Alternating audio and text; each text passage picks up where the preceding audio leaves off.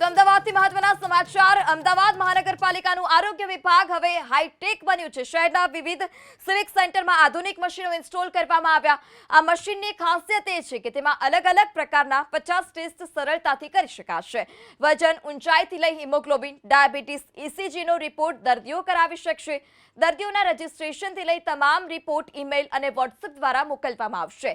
એક મશીનની કિંમત 10 લાખ છે। મહાનગરપાલિકાએ આવા કુલ 7 મશીન વસાવ્યા છે।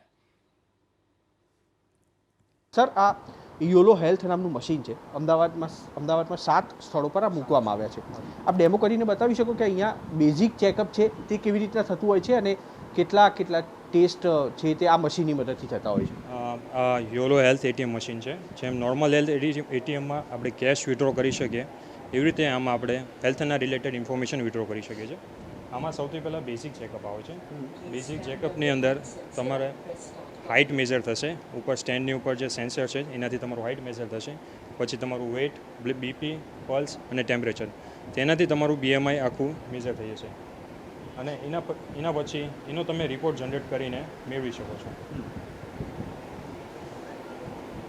સર, અહીંયા આગળ જે મુલાકાતી છે તેમને બેઝિક ચેકઅપની મદદથી આપ સમજાવી શકો કે આ કેવી રીતના કામગીરી કરતું હોય છે।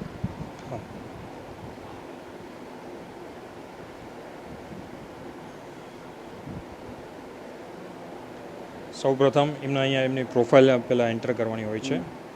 અહીંયા એમનો ફોટો પાડીને આદિ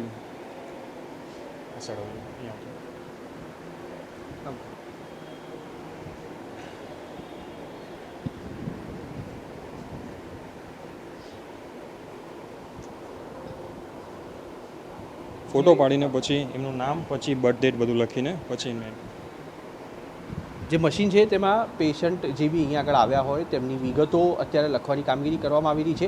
તે કર્યા બાદ તેમની ઉંમર અને એક રેકોર્ડ બનતો હોય છે, તે રેકોર્ડ અહીંયા આગળથી બનાવવા માટેની પણ સુવિધા આ મશીનમાં આપવામાં આવેલી છે। અત્યારે તેમનું નામ એન્ટર કર્યા બાદ તેમની ડેટ ઓફ બર્થ છે તે અહીંયા આગળ લખવામાં આવશે, જેથી કરીને એક રેકોર્ડ અહીંયા આગળ સચવાઈ રહે અને તે બાદ તેમના જે બેઝિક ચેકઅપ છે તે અહીંયા આગળ થશે। આગામી સ્ટેપ તરફ વધી રહ્યા છીએ। આ જે મશીન છે તેની મદદથી અને કયા રિપોર્ટ આમાં થઈ રહ્યા છે, જે દ્રશ્યો છે તે અહીંયા આગળ જુઓ। આ જે વ્યક્તિ છે તેમની ફિંગરપ્રિન્ટ અહીંયા આગળ મૂકવામાં આવી છે, જેની મદદથી તેમના અલગ અલગ જે ચેકઅપ છે તે અહીંયા આગળ થશે। તે બાદ હવે આગળ રજિસ્ટ્રેશન તેમનું પૂર્ણ થયું છે। સર, આ રજિસ્ટ્રેશન પૂર્ણ થયા બાદની પ્રક્રિયા કયા પ્રકારની રહેતી હોય છે?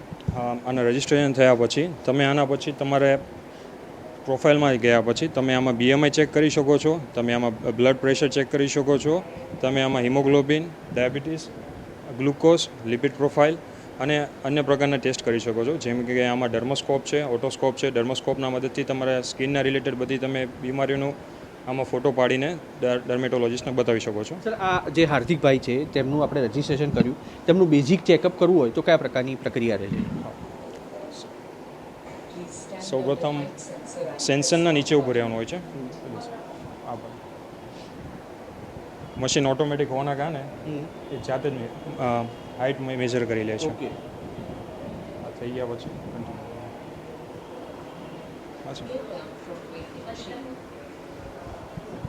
તેમનું જે હાઇટ અને વજન, તેની સાથે બ્લડ પ્રેશર, હૃદયના ધબકારા અને શરીરનું તાપમાન કેટલું છે તે તમામ બાબતો અહીંયા આગળ નોંધાશે। તેમની હાઇટ છે તે પ્રથમ તબક્કામાં થઈ ચૂકી છે।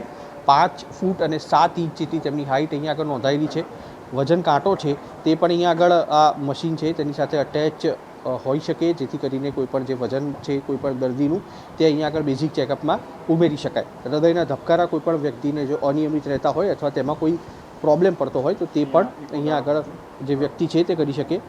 એક પગ અહીંયા આગળ રાખવાના કારણે તેમનું જે વજન છે તે સીધું વજન કાંટો અહીંયા આગળ સીધો કનેક્ટ થતો હોય છે અને તેની મદદથી તેમનું જે વજન છે તે સીધું અહીંયા આગળ કનેક્ટ થઈ જતું હોય છે। કનેક્ટ અહીંયા આગળ થઈ ચૂક્યું છે અને હવે તેમનું વજન છે તે અહીંયા આગળ આવશે, જે સરેરાશ 57.90 કિલો એટલે કે 58 કિલોની નજીક તેમનું વજન અહીંયા આગળ છે તે નોંધાયું છે, કારણ કે આ વજન કાંટો છે તે સીધો આ મશીન સાથે કનેક્ટ છે। અને હવે બ્લડ પ્રેશર જે છે તે અહીંયા આગળ મપાશે। સર, બ્લડ પ્રેશરનું કઈ રીતનું આખું રહેતું હોય છે? એમાં બ્લડ પ્રેશરમાં બ્લડ બીપી કફ આવે છે, જે ઓટોમેટિક મશીન સાથે કનેક્ટેડ છે। જે પણ એમનું રીડિંગ આવતું હશે એ ડાયરેક્ટ મશીનમાં દેખાવી જશે. એ કઈ રીતનું બ્લડ પ્રેશર માટેનું કરવું પડશે?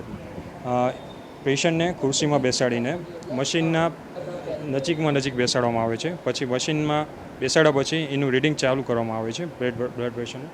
સેમ રીડિંગ આમાં બતાવે છે ને એ સેમ રીડિંગ એમના હાથમાં કફ હોય એમાં બતાવે છે. તેની સાથે પલ્સ છે અને ટેમ્પરેચર પણ છે, તે પણ અહીંયા આગળથી જ ઓપરેટ થઈ શકે છે. હા, પલ્સના ટેમ્પરેચર પણ બંને અહીંયાથી ઓપરેટ થઈ જશે. તો ટોટલ આ મશીનની વાત કરી તો કેટલા રિપોર્ટ આમાં, કેટલી સંખ્યામાં રિપોર્ટ અહીંયા આગળ થતા હશે? ટોટલી આમાં રિપોર્ટ તમે કરવા જાઓ સરેરાશ 40થી 50 રિપોર્ટ તમે કરી શકો છો. 40થી 50 રિપોર્ટ અહીંયા આગળ થઈ શકે તેમ છે. પ્રથમ તબક્કામાં તેમણે ડેમો કરીને બતાવ્યો height, weight, blood pressure, pulse અને ટેમ્પરેચરનો, કે જે કોઈ પણ દર્દી અહીંયા આગળ આવ્યા હોય તો તેઓ પોતાનું ત્વરિત ધોરણે આ રિપોર્ટ છે તે કેવી રીતના કાઢી શકે અને સચોટ રીતે તેમની જે શારીરિક ક્રિયાઓ છે તેની સાથે અન્ય જે તેમને કોઈ પણ રોગ થયેલો હોય તો તેને લઈને પણ મુલાકાતીઓ અહીંયા આગળ આવતા હોય તો આ મશીનની મદદથી તેમના રિપોર્ટ સરળતાથી કાઢી શકાય છે. કેમેરામેન કમલેશ પટેલ સાથે કુશાંક સોની, ABP અસ્મિતા.